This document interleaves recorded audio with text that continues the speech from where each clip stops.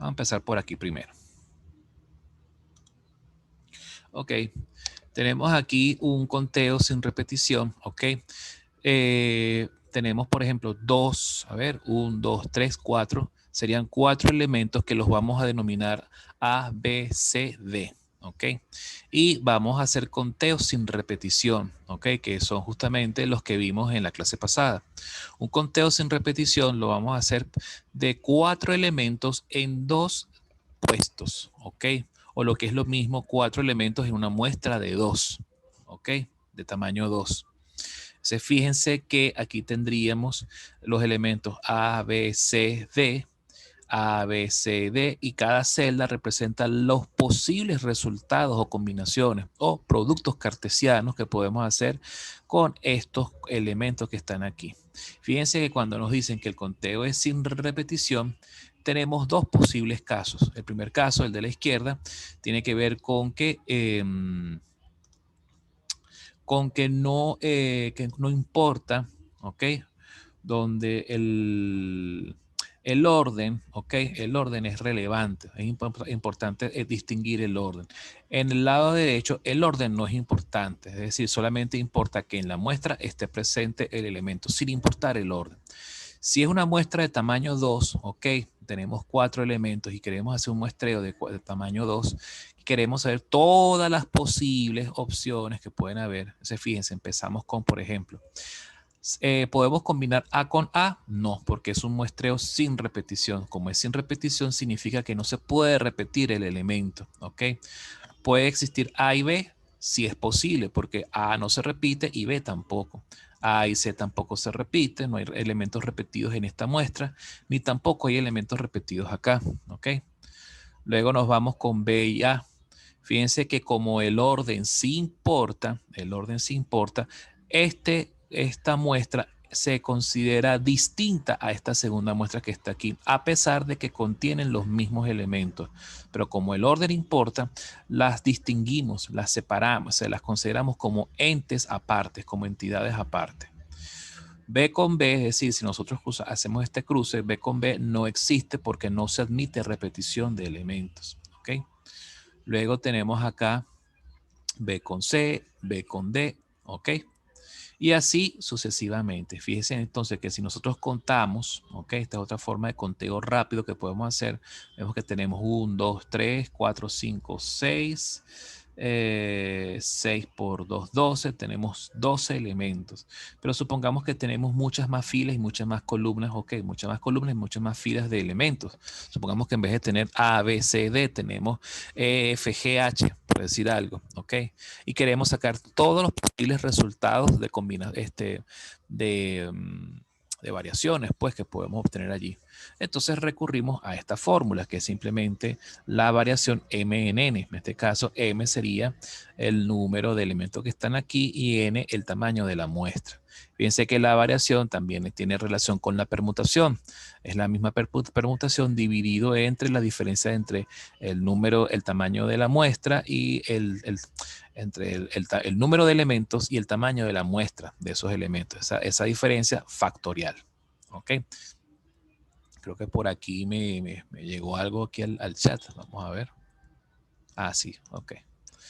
Bien, entonces fíjense, tenemos por acá, esta sería una forma también de contabilizar casos. Fíjense que contamos con diagramas de árboles y también podemos hacer tablas de contingencia, que es como se llamaría esto, una tabla de información cruzada, como también nos puede servir para poder cruzar todos los posibles casos que pudiésemos contemplar acá, ¿ok? Por supuesto, estas tablas solamente sirven cuando el tamaño de muestra es 2, pero cuando ya son tablas donde, por ejemplo, nos piden hacer un tamaño de muestra 3, entonces ya no sería un caso de una tabla. A lo mejor tendríamos que imaginarnos un cubo de posibilidades, pero en ese caso ahí es mejor recurrir a un diagrama de árbol. Un diagrama de árbol puede ser mucho más práctico en este caso. ¿Qué sucede cuando el orden de los elementos no importa? Que es el caso de acá. Fíjense que la cantidad de casos posibles es mucho menor. Fíjense que con un elemento, un conjunto de elementos A, B y C, si queremos sacar una muestra de tamaño 2, ¿ok? Donde el orden no importa, simplemente lo que importa es la presencia del elemento sin importar el orden, ¿ok? Fíjense y que tampoco admita repetición. Fíjense que en esta diagonal no caben elementos. ¿Por qué? Porque no se admite la repetición. No puede haber un AA, ni un BB, ni un CC, ni un DD. Eso no existe bajo esta premisa. Lo que sí puede existir es AB, AC, AD, BC, BD, CD. Pero las muestras espejo, por llamarlas de algún modo, no se toman en cuenta. Solo se toma en cuenta simplemente la presencia, más no el orden en que aparecen. ¿Ok? Al solamente tomar en cuenta la presencia, más no el orden, entonces estamos en presencia de una combinación o una combinatoria. Cuando el número es bastante pequeño, no es tan grande como esta tabla de 4 elementos, de 4 por 4, no hay problema, se puede trabajar de esta manera. Y si el tamaño de muestra es 2, perfecto. Pero cuando el tamaño de muestra es 3, 4, 5, entonces ya tendríamos que trabajar o con un diagrama de árbol, o si es mucho más grande todavía la cantidad de información, es mejor hacer el conteo rápido mediante una fórmula, que es la fórmula de las combinaciones sin repetición. ¿Okay? Esto es, pues, bueno, formas de hacer conteos rápidos para poder estimar tamaños de espacios muestrales. Fíjense que qué obtenemos con esto. ¿Qué es lo que hemos obtenido en estos dos casos? Lo que hemos logrado es definir el espacio muestral de un experimento aleatorio en el que consiste en que supongamos que en vez de ser letras fuesen, por ejemplo, pelotas de diferentes colores, una pelota azul, una pelota blanca, una pelota de color café, una pelota de color naranja, qué sé yo. Y entonces queremos sacar las posibles opciones de que podamos extraer pelotas, primero una blanca y después una azul, después una blanca y una verde, por decir algo. Entonces lo que hacemos es contabilizar todas las posibles opciones considerando el orden en que aparecen, ¿ok? Si lo que queremos es considerar la aparición sin importar el orden en que aparece, entonces estaríamos en presencia de este caso. Entonces con estos espacios muestrales ya después podemos definir eventos que contemplen uno o Profe, más resultados. Sí, aló, le escucho. una persona preguntó en el grupo que si, y también me creó la duda, si el diagrama de árbol siempre lo hacemos para números impares. No, yo diría que el diagrama de árbol sirve a partir de 3 en adelante, ¿ok? Porque imagínense hacer esto, imagínense hacer una cuadrícula de estas para tamaños de muestras, por ejemplo, tamaño de muestra 4, 5 o 6, si tuviésemos más elementos. El diagrama de árbol también tiene sus limitaciones gráficas. Yo recomiendo el uso del diagrama de árbol cuando el conjunto de elementos a combinar o a permutar o a variar no es muy grande, ¿ok? Que se haga de forma práctica. Si por el contrario son muy grandes, entonces ni siquiera el diagrama de árbol tendría mayor uso. Habría que ya entonces interpretar correctamente el enunciado del problema y recurrir a estas fórmulas que tenemos acá. ¿Okay? El diagrama de árbol es útil, pero tiene sus limitaciones. Lo mismo que las tablitas. Estas tablitas sirven como para de alguna forma terminar de comprender un poco esto. ¿Cuál es el propósito de estas tablas y de los diagramas de árbol? Definir espacios muestrales en términos de qué, de los posibles resultados que componen a esos experimentos, ¿de acuerdo? Pero va a llegar un momento en que van a encontrar ejercicios que ni siquiera con las tablas o con los diagramas de árbol van a poder enumerar todas las posibilidades. Hay casos en los que, por ejemplo, estaríamos hablando de espacios muestrales por compuestos de centenas o miles de elementos. Entonces, a juro, hay que trabajar con fórmulas, ¿de acuerdo? Pero antes de entrar en las fórmulas es bueno de alguna forma tener una idea de cómo gráficamente funciona esto, ¿vale? Fíjense, hasta ahora hemos visto los casos que son sin repetición, ¿ok? ¿Qué pasa si estamos en presencia de muestreos con repetición? Vamos a la siguiente lámina. En el caso de la repetición, cuando estamos en presencia de muestreos con repetición, fíjense qué sucede. También hacemos la distinción. ¿Importa el orden o no importa el orden? Solamente importa que esté presente el elemento en la muestra, sin importar el orden en que aparece. Aquí en este caso, cuando el orden sí importa, fíjense que la cantidad de casos crece de forma importante. Fíjense que aquí importa se admite la repetición. Podemos decir que si estuviésemos en presencia de que si pelotas amarillas y pelotas blancas, bueno, aquí sería una muestra en la que en la primera extracción sale una pelota amarilla y en la segunda salió otra pelota amarilla. Aquí sería en la primera extracción pelota amarilla y después pelota blanca, ¿ok? Y así. Aquí en este caso, pelota amarilla, pelota blanca, y aquí esta se toma como una entidad aparte, como una muestra aparte, donde importa que salió primero la blanca y después la amarilla, ¿ok? Por eso es que entonces hay más posibilidades, ¿ok?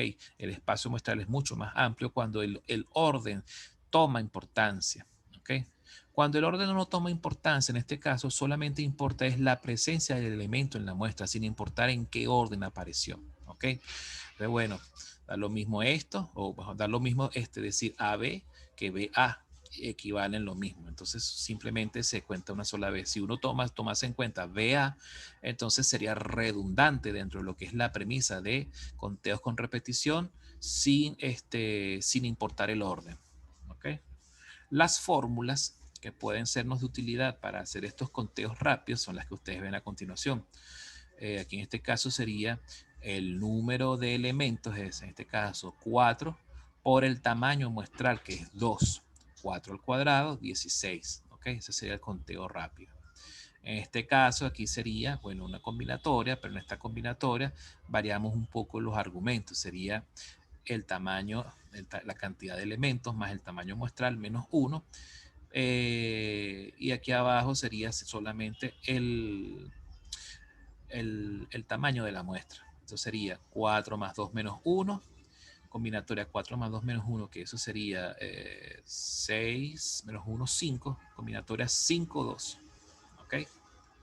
Y de esta forma nosotros podemos hacer el conteo más rápido de todo esto si tuviésemos más elementos que considerar en nuestro muestreo o nuestros conteos con repetición.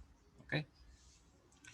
Entonces, bueno, esto para nosotros poder profundizar un poco más sobre los conteos rápidos, ¿ok? Sobre las técnicas de conteo, les recomiendo que empiecen a revisar los ejercicios resueltos, ¿ok? Podemos tal vez para la semana que viene programar un día que podamos revisar algunos ejercicios resueltos de espacios muestrales, ¿ok? Técnicas de conteo, pero es importante que ya ustedes se vayan habituando, que vayan familiarizándose con este tipo de cálculos, con este tipo de fórmulas, ¿de acuerdo? Bien, entonces eso para que ya empecemos ya a trabajar, a prepararnos para esto. ¿De acuerdo? Voy a salirme un momento de acá de la presentación, me voy a ir rápidamente a la guía teórica del profesor Díaz, ¿okay? Para revisar acá lo que es la parte de muestreos, ¿ok? Ya como tal, vamos a entrar ahora al tema de los muestreos. Vamos a hablar ahora de muestreos aleatorios, ¿ok? Para ya profundizar un poco más en este tema. Los muestreos, como les había mencionado, son técnicas que consisten en de un conjunto total de elementos, lo que vamos es a extraer una muestra o una porción, una cantidad que puede ser significativa, que puede ser representativa de esa muestra, ¿ok? Supongamos que un típico muestreo es que de repente en una caja que tengamos, por ejemplo, 20 pelotas de diferentes colores, extraigamos una muestra de tamaño 5 y en esa muestra de tamaño 5 se pueden venir pelotas de distintos colores. Los muestreos los podemos hacer de diferentes formas. Podemos hacer la extracción de todas las pelotas a la vez o podemos hacer la extracción una a una o podemos hacer una extracción en la que se toma una pelota, después se regresa a la caja, se vuelve a tomar otra pelota y se vuelve a regresar a la misma caja. ¿Ok? Y entonces en ese caso estaríamos hablando de muestreos con repetición. Cuando se extrae una pelota o un número determinado de pelotas o de elementos de la muestra en general y no se devuelven a la caja, entonces estaríamos en presencia de un muestreo sin repetición, porque al no devolverla le estamos quitando la posibilidad de que esa caja, de que esa pelota se repita o ese elemento de la muestra se repita. Vamos a ver en más detalle, ¿ok? Hay dos tipos de muestreos importantes que son los que les mencioné. Los podemos clasificar entonces en dos categorías. muestreo aleatorio con reposición y muestreo aleatorio sin reposición. ¿Ok? Entonces, fíjense, en el que es con reposición, como les había dicho, es aquel proceso de extracción de elementos del recinto en el cual en vez de cada vez que se extrae un elemento se devuelve. Esto, por supuesto, ¿qué consecuencias trae de que uno devuelva el elemento al recinto? Que existe la posibilidad de que ese elemento vuelva a salir en la siguiente extracción o en una extracción iésima, si son, por ejemplo, 5 extracciones o 10 extracciones. En alguna de las 10 extracciones pueden repetirse esos elementos. ¿Ok? Entonces, eso es importante tenerlo en cuenta al momento de uno analizar un enunciado de un problema. ¿Ok? Si se admite la repetición, significa que quiere que ese elemento se devolvió al recinto y que tiene la posibilidad de emerger nuevamente en el proceso de extracción. ¿Ok? ¿Qué pasa con los muestreos aleatorios sin reposición? Que es la otra segunda gran clase o categoría de muestreos. Es un muestreo sin reposición, aquel proceso de extracción de elementos del recinto en el cual cada vez que se extrae un elemento no se devuelve, sino que la persona que extrae, ¿okay?, lo conserva, lo retiene. Eso, por supuesto, reduce, tiene doble efecto. ¿Cuáles son los dos efectos que produce el muestreo sin reposición? Por un lado, impide que ese elemento se repita en la muestra, ¿ok? Solo va a aparecer una vez y más nunca, ¿ok? No aparece más veces. Y el otro efecto que tiene el muestreo aleatorio sin reposición es que reduce el tamaño del espacio muestral. ¿Ok? Supongamos que tenemos un espacio muestral de 20 pelotas de colores o 20 pelotas numeradas, para hacerlo más sencillo. Si hacemos un muestreo sin reposición y extraemos una pelota, dos pelotas, tres pelotas, ¿qué pasa con el espacio muestral? Cambia. ¿En términos de qué? De que se reduce de tamaño. Si extraigo una, entonces el espacio muestral cambia de 20 a 19. Si extraigo otra pelota, el espacio muestral se reduce de 19 a 18 y así sucesivamente. ¿Por qué es importante esta reducción en el espacio muestral? Porque si recuerdan la definición de la fórmula de la probabilidad, una probabilidad es simplemente el conteo de resultados, de posibles resultados asociados a un evento, dividido entre el total de resultados que existen en el espacio muestral. Si el espacio muestral se reduce de tamaño, ¿qué pasa con las probabilidades? Las probabilidades cambian y van cambiando conforme se produce una extracción. ¿Ok?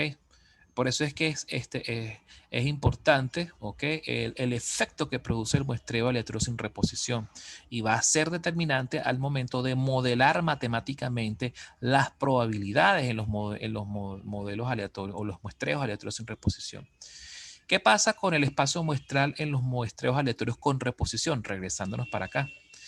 ¿Cambia el tamaño? No, porque como es con reposición, uno toma un elemento y lo devuelves a la caja, lo devuelves al recinto, lo devuelves a la cesta. ¿Qué pasa con la cantidad de elementos que existen en ese espacio muestral? ¿Cambió el tamaño? No, porque se devolvió a la caja, se devolvió al recinto.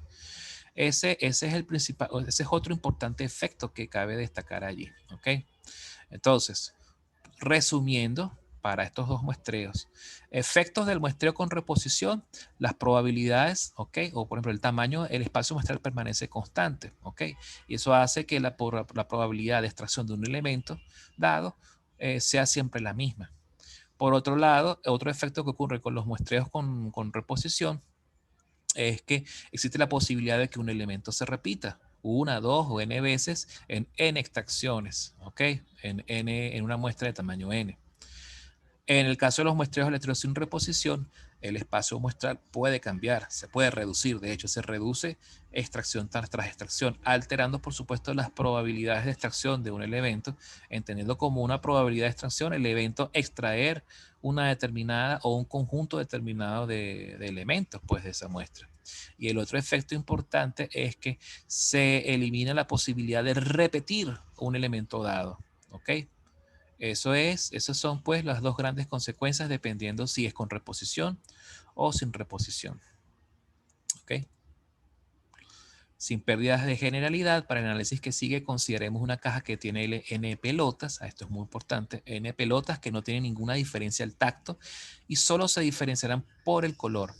Hay dos tipos de colores, amarillo y rojo. ¿Ok? ¿ok? Entonces en nuestro experimento vamos a tener N sub 1 pelotas amarillas y N sub 2 pelotas rojas, tal que cuando sumamos N sub 1 y N sub 2 nos da N, que es el total de pelotas que hay allí. En otras palabras, el tamaño del espacio muestral de este experimento aleatorio que estamos planteando va a ser N, la suma de las pelotas amarillas y la suma de las pelotas rojas. Ahora, este experimento aleatorio, ¿en qué va a consistir? En la extracción de tantas pelotas, ¿ok? Para entonces empezar a deducir algunas fórmulas que vamos a ver a continuación. El primer caso es muestreos con repetición, ¿ok? Que es lo que está aquí, aquí resaltado, ¿ok? En negritas. Muestreo con repetición. Consideremos entonces la siguiente nomenclatura para los eventos, ¿ok? Vamos a definir eventos recordando cómo se definen los eventos de la clase pasada. Vamos a definir eventos utilizando las primeras letras del alfabeto. A, B, C, D. Algunas veces utilizaremos otras letras que estén un poquito más lejos, como por ejemplo R. ¿Para qué? Para de alguna forma distinguir extracción de pelotas amarillas y extracción de pelotas rojas. Como se lee aquí, se extrae una pelota amarilla en el intento diésimo. Es decir, si aquí dice A sub 1, quiere decir que se extrajo una pelota amarilla en el primer intento. Si dice A sub 2, significa que en el segundo intento, en la segunda extracción, salió otra pelota amarilla. ¿Ok? De forma análoga, R sub I se va a leer como R sub 1, que en la primera extracción salió una pelota roja. R sub 2 salió una pelota roja en la segunda extracción. R sub 3 salió una pelota roja en la tercera extracción. Y así sucesivamente. ¿Ok? De manera que entonces podemos definir las siguientes probabilidades de evento. Aquí ya entonces ya entramos en lo que es la definición de probabilidad, ¿ok? Probabilidad por definición analítica, en la cual estamos evaluando la probabilidad del evento A sub 1. La probabilidad del evento A sub 1, ¿qué significa allí? Significa que en la primera extracción salió una pelota de color amarillo, ¿ok? Eso, ¿cómo se calcula esta probabilidad? Bien sencillo. Se cuenta el número de pelotas amarillas, ¿ok?, que existen en ese espacio muestral entre el total de todas las pelotas que hay, tanto amarillas como rojas, ¿ok? Entonces, al hacer este cociente, nos da entonces esta probabilidad. Como es un muestreo con reposición, ¿ok? La probabilidad de extraer pelotas amarillas siempre va a ser la misma, siempre va a ser igual. ¿Por qué? Porque ni esta cantidad ni la suma de estas dos cantidades va a cambiar extracción tras extracción. ¿Por qué? Porque una vez que se extrae, se devuelve a la cesta, ¿correcto? Entonces esta probabilidad se asume como un valor constante y lo vamos a denotar como P minúscula para este ejemplo. Sí, adelante. N1 significa cantidad de pelotas amarillas, o sea, cantidad de pelotas. Sí, así fue como lo definieron acá. O sea, no es como que, Míralo por la acá. muestra, sino N1 es la cantidad de pelotas. Observa, lo ves por acá. Así fue como lo definieron. N1 pelotas amarillas y N2 pelotas rojas. Ok. Yo lo hubiera puesto, Okay. no sé por qué el viejito lo puso así. Yo lo hubiera puesto N sub A y N sub R para evitar confusión, porque a veces uno tiende a confundir esto con I, ¿verdad? Como que si estuviésemos en el iésimo, en la iésima extracción. Pero bueno, así fue como recibí la Y guía. eso fue realmente lo que me generó duda, que no sabía si realmente nos referíamos al número de esa muestra o... Bueno, pero ya lo saben. Por eso es que quería aterrizar en esta guía primero, porque esto a veces genera confusión, ¿de acuerdo? Entonces ya saben que, bueno, que N sub 1 y N sub 2, ¿a qué se refieren? A la cantidad de pelotas amarillas que hay en la caja y a la cantidad de pelotas rojas que hay respectivamente, ¿de acuerdo? No confundan los subíndices de N con las iésimas extracciones, ¿de acuerdo? Mosca con eso. Bien, entonces aquí en este caso, la probabilidad de que en una extracción, en la primera extracción, salga una pelota roja, ¿verdad?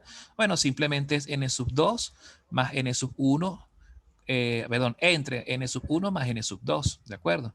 Y como es un muestreo con reposición, significa que el tamaño del espacio muestral no se va a alterar, ¿de acuerdo? No se altera, Por lo tanto, cada vez que nosotros, la probabilidad de que salga una pelota roja en algún momento en la primera extracción siempre va a ser la misma.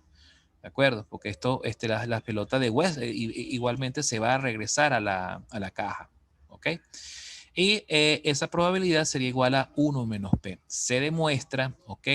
Se puede demostrar que este 1 menos P, ¿ok? Es complemento de esto. Si nosotros agarramos y sumamos, ¿ok? 1 menos P con P, por supuesto, nos va a dar N más 1, N sub 1 más N sub 2. ¿De acuerdo?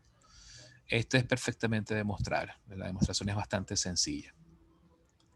Ya que en cada extracción la pelota se devuelve a la caja, el espacio muestral no se altera. Eso ya lo habíamos comentado. ¿Ok?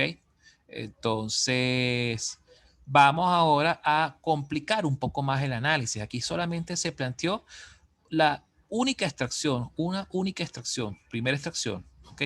Pero ahora vamos a complicarlo un poco con más extracciones. En este caso vamos a hacer una secuencia de extracciones. ¿Ok? Para ver cómo son esas probabilidades. ¿Ok? Comencemos entonces por calcular la probabilidad de extraer 2 pelotas amarillas en los 2 primeros intentos. Después analizaremos la probabilidad de extraer 2 pelotas rojas en los primeros 2 intentos. Después la probabilidad de que salga primero una roja y una amarilla y después la probabilidad de una amarilla y una roja. ¿Ok? Como ahí importa el orden, ¿ok? Ahí podemos entonces hacer distinciones de casos. ¿De acuerdo? En el primer caso vamos a hablar de esta probabilidad, la probabilidad de que salgan 2 pelotas amarillas, lo cual se puede representar de esta forma. Probabilidad de la intersección del evento A sub 1 y A sub 2, entendiendo como evento A sub 1 que salga una pelota amarilla en el primer intento, en la primera extracción, y salga una pelota amarilla en el segundo intento o extracción. Se recurre al operador de la intersección, ¿ok? Porque lo que quiere decir es que esto es verdadero y esto también es verdadero. Quiere decir que ambos son verdaderos, ¿ok? Para que esto sea verdadero, ambos tienen que ser verdaderos, ¿ok? Si hubiésemos colocado, por ejemplo, la unión, entonces ya complica un poco más el análisis porque pudiéramos decir que o ambos son verdaderos o uno es verdadero y el otro es falso, ¿ok? Y no nos sirve. Tenemos que trabajar con el operador de la intersección. Con esto estamos diciendo claramente que estamos intersectando estos dos eventos, ¿ok? Para ello, considere entonces el espacio muestral bidimensional que se ve aquí a continuación. Aquí tenemos este espacio bidimensional donde se denota aquí S sub 1, sería el espacio muestral de la primera extracción. ¿Ok? Y esto aquí en este eje vertical, el espacio muestral de la segunda extracción. El espacio muestral de la primera extracción está compuesto de N sub 1 pelotas amarillas y N sub 2 pelotas rojas. Del mismo modo, también está compuesto el espacio muestral sub 2, okay, o de la segunda extracción de N sub 1 pelotas amarillas, la misma cantidad aquí abajo, y la misma cantidad de pelotas rojas. ¿Okay? Pero entonces ahora vamos a ver estas regiones que están aquí. Estas regiones lo que nos permiten a nosotros es poder definir productos cartesianos. ¿Okay? Aquí, ¿qué tendríamos? El producto cartesiano de extraer una pelota amarilla en la primera extracción y una segunda pelota amarilla, ¿ok? En la segunda extracción, ¿ok? Aquí esta región 2 sería el producto cartesiano de extraer primero una pelota roja y después una pelota amarilla. En esta tercera región tendríamos el producto cartesiano de extraer primero una pelota roja y de segundo otra vez una pelota roja. ¿Ok? Y en este último es otro producto cartesiano, que es donde primero saldría una pelota amarilla y en la segunda extracción saldría una pelota roja. Fíjense que entonces estos que están acá, ¿ok? Son como, tienen los mismos elementos, pero están en distintos órdenes. Los resultados que aparecen o el resultado que aparece en la región 4 y el resultado que aparece en la región 2. ¿Ok? Que es justamente lo que podemos leer aquí adelante. Ahora bien, si nuestro experimento aleatorio consiste en hacer dos extracciones, ¿ok? Con reposición, y estoy enfatizando la palabra con reposición, porque una vez que extraiga la pelota, la tengo que devolver en la primera extracción. Independientemente si es amarilla, la tengo que devolver. Si es roja, la tengo que devolver, ¿ok? Por eso es que eso hay que especificarlo muy bien. ¿Cuántos posibles resultados pueden haber allí? Y esa pregunta es importante hacerla. ¿Por qué? Porque la respuesta a esa pregunta me define el espacio muestral, ¿ok? Del experimento aleatorio. ¿Y por qué necesito conocer el espacio muestral del experimento aleatorio? Para después entonces poder calcular probabilidades asociadas a los eventos que yo pueda definir acá. Muchachos, me queda menos de un minuto. Vamos a salirnos, ¿ok? De la videoconferencia y entrar nuevamente. Nos vemos en breves instantes, ¿ok?